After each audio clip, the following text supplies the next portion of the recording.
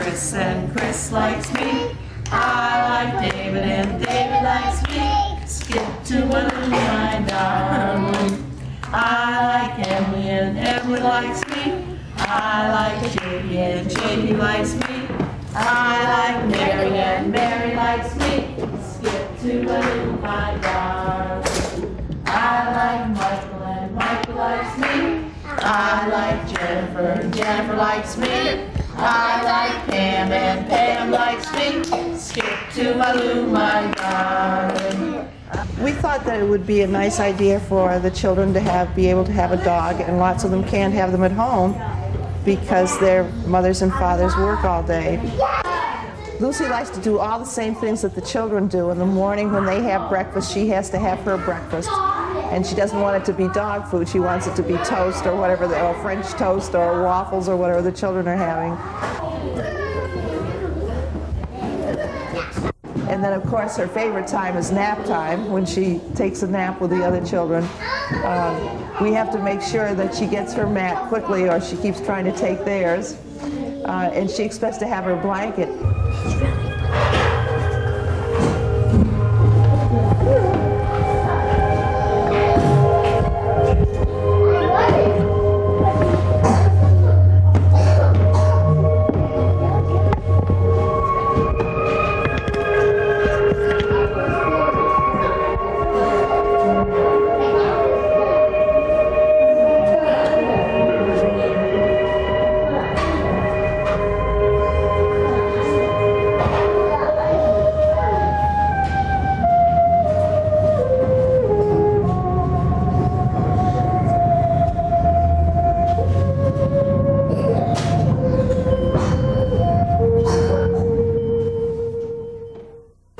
Parents are very much in favor of it. It's surprised a number of my friends who are also daycare directors, because they feel that that not all the parents in their school would be so accepting.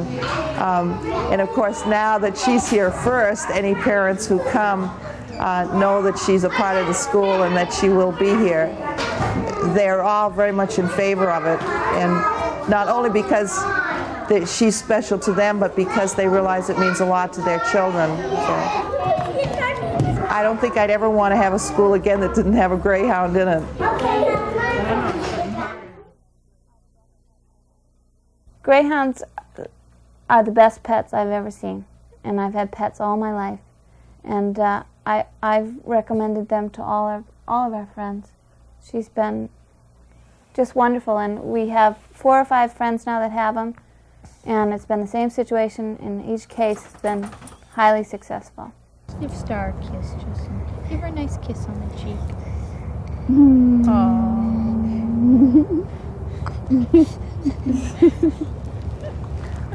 Here. Not buddy feelings. Because you're just, the best dog that we've ever had. She's so gentle. And you don't realize, people always say, well, do they make good watchdogs? Well, not really, because they love people. But, I mean, if you have a dog that's a good watchdog, you're probably going to have a dog with a rough temperament. And you're not going to be able to have your friends come over, and, it's the worst kind of situation. I know, because we've had dogs like that. And it's so nice to have somebody so completely mellow around, unlike us. She's been great. Of cornbread sausage stuffing with apple. Go to the bottom of the page here.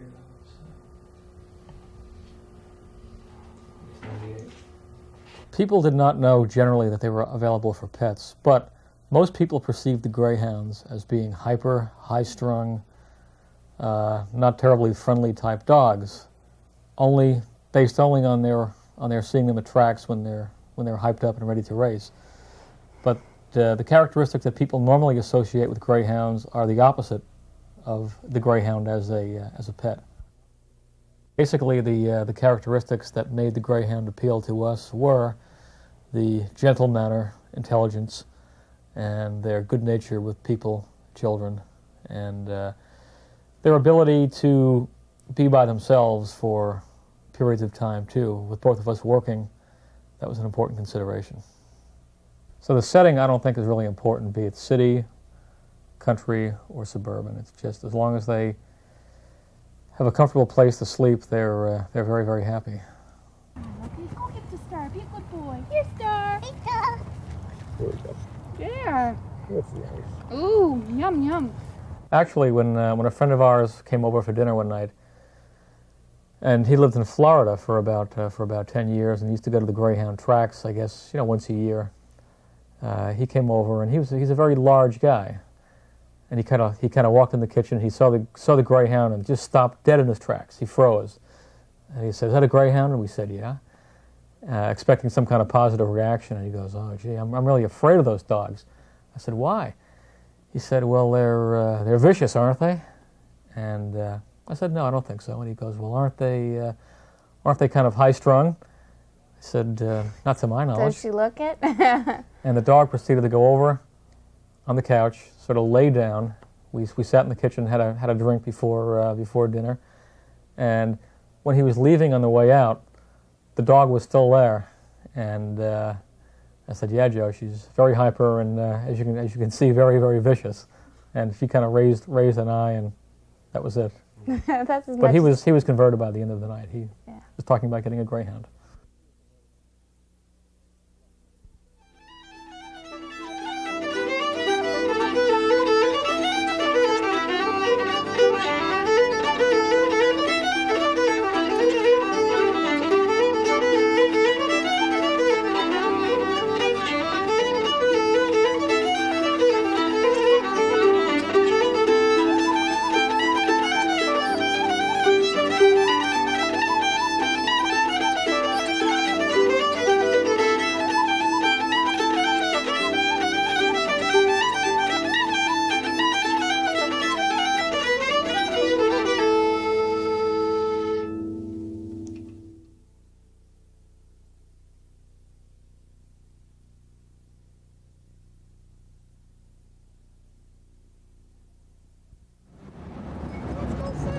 Here you go. It's okay.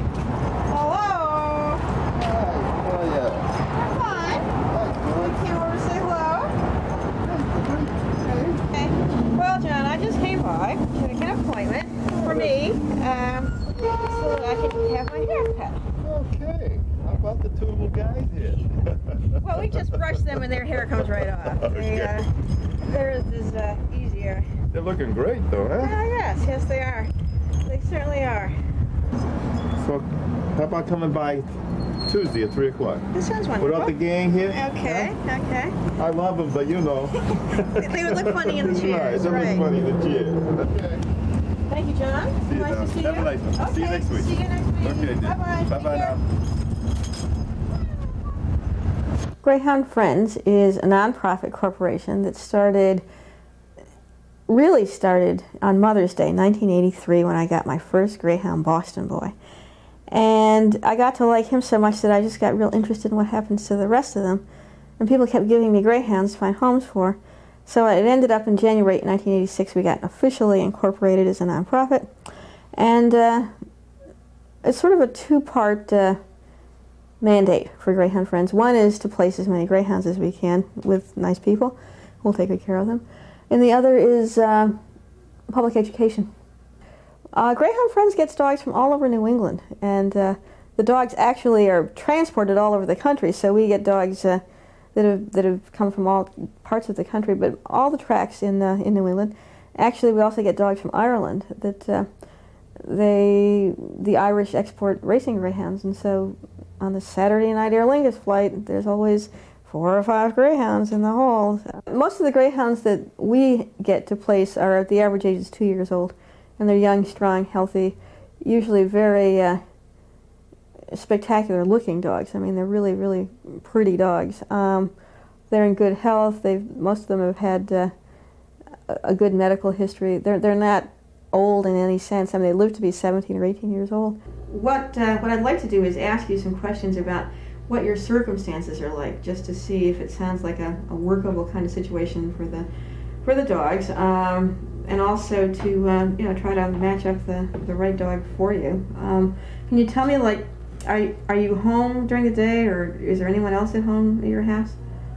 Since 1983, Greyhound Friends has given away about 1,000 greyhounds to a variety of people, all kinds of socioeconomic statuses. Mostly we look for people who are responsible, who like dogs, who seem as though they're stable. It's been really interesting that there isn't a category for the people who take greyhounds. I mean, some people are very wealthy and they have great big estates where the dogs are very, very pleased. We gave away a dog to this family in Michigan, and I asked how big a place did they have, and they said, well, if the dog walked and walked and walked and walked, it wouldn't get to the end of the land. But other people live in the city. Some people have kids, and greyhounds like kids, and they get along well. Other people are single. And lots of older people have been taking them lately. We gave a greyhound to some nuns recently, and that was interesting. But it's just real interesting that as long as the people are responsible, as long as they seem to like dogs and they have some knowledge of dogs and what they need, it has a good chance of working out. Unfortunately, organizations like Greyhound Friends are necessary because of the overbreeding of these dogs for the racing industry. Farms exist where greyhounds are raised in large numbers and trained to race. But because only a small percentage of these dogs are ever fast enough to race and win, the surplus are disposed of. This same fate awaits thousands of dogs whose careers end after a year or two because of injury or age. While there are many people within the racing industry who try to place greyhounds as pets, the overwhelming number of dogs makes this economically unfeasible. Adoption organizations like Greyhound Friends provide an important alternative for some of these young, healthy animals. Home adoption of greyhounds is a relatively new idea and provides the public with ambassadors of this ancient and noble breed. The scope of this problem, which some estimate to be as many as 50,000 greyhounds that are being created by the industry that no longer can race, is really handled by a variety of different organizations. Organizations like Greyhound Friends can really assist in a big way in the resocialization of these animals and the placement into permanent responsible homes. I think we're trying to, at this point in time, get the state to address the problem as well.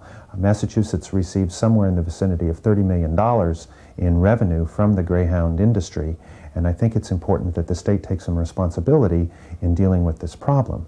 To date, it's been the nonprofit agencies like Greyhound Friends and the MSPCA who have taken over the results of this industry, and it's about time that the state pays attention to this as well, seeing as the state makes a lot of money on this. Greyhounds are the oldest breed of dogs known to man. Depicted in hieroglyphics on the tombs of the pharaohs, they were treasured as fine hunting dogs and pets. The Greeks felt similarly about greyhounds, as did the Romans, who imported them to Britain and France. Because of their high cost, great beauty, and noble temperament, they became the favored dogs of the aristocracy for centuries. In fact, so respected were greyhounds that prior to the Magna Carta, common people were not allowed to own them, and it was a mortal crime to kill one. Spanish explorers brought the greyhound to America in the 16th century. English settlers in the 18th and 19th centuries also looked to the greyhound as a hunter and companion. It's only been in the past 100 years or so that they've been utilized as racing dogs. This association has caused a dramatic and negative change in their public image. History is also filled with legends surrounding the greyhound.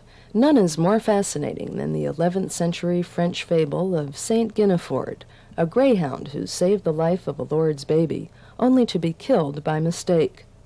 The dog's burial ground was thenceforth known as a place of sorcery and magical healing, much to the chagrin of the Catholic Church. Who is Saint Guinefort?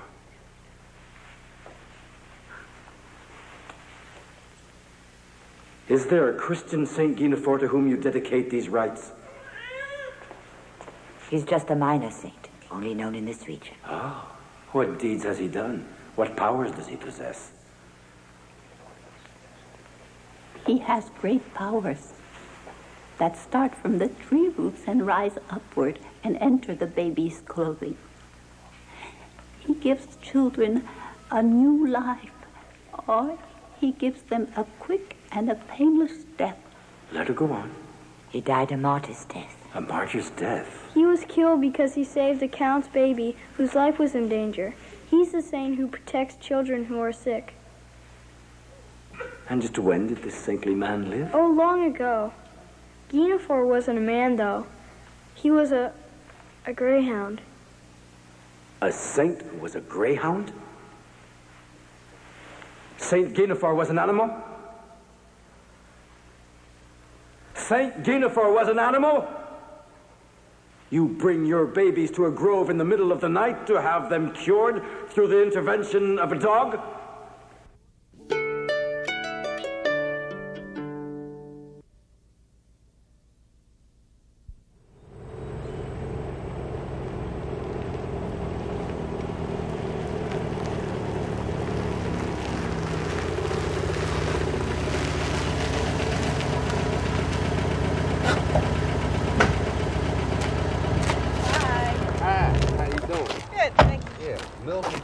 Raleigh, North Carolina.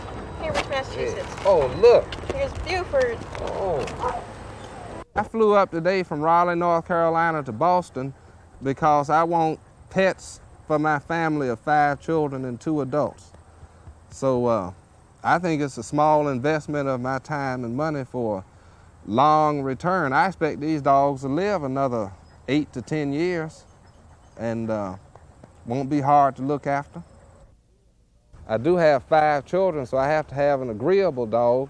I'd like a dog with some degree of intelligence, and I like a good-looking dog, and these greyhounds seem to fit the bill. Now, I was told that any of these greyhounds who are retired from racing, who are not very quickly adopted, get destroyed. And I think it's a real good thing to adopt a dog who's been a working dog, who can then have an opportunity to be a family dog. So rather than spending $500 in a pet store for a puppy, we don't know how the puppy's gonna act when he grows up. I come up here, look at these fully matured dogs, cost me $300, $350. I come up here, look at them, and take them home, and I know what I got, you see? I want nice, good-looking dogs, easy to look after, who will help protect my home and my family and give me the kind of companionship for myself and my family that I've always had from dogs. So, to me, it's a good thing to do all the way around.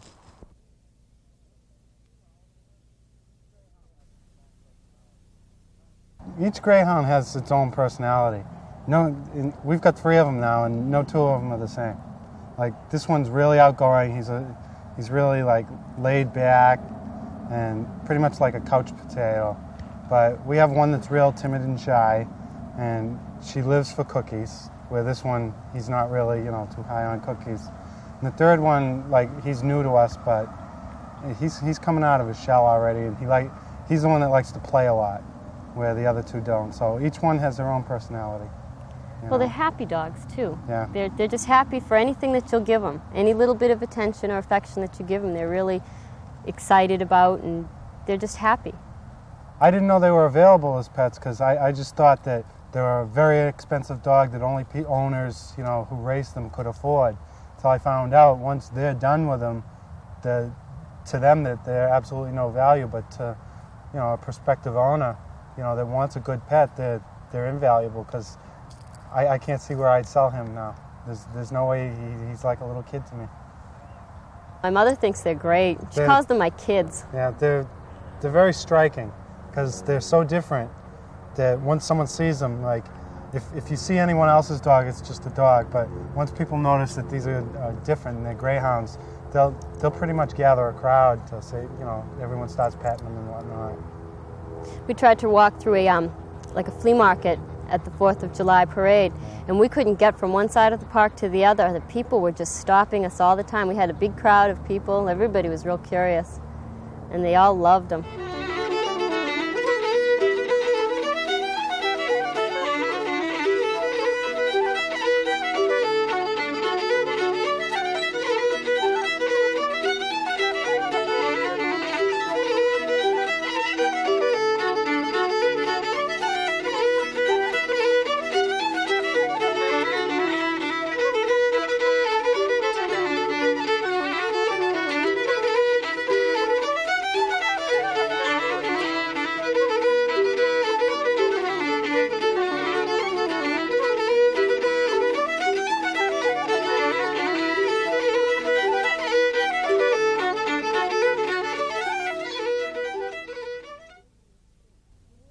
it just seems to me like the world is in such a terrible, tenuous state that for us to kill, you know, the animals that have always been part of our history, just feels to me sort of like we're cutting off our connections with other living things, and that the more we do that, the more we're sort of creating our own end. You can't keep using the environment and the other animals in the environment and think that we're always going to just be able to continue to do that. It's like, I really do think that what goes around comes around. That you can't just use everything and think that there isn't going to be a price to pay in the end.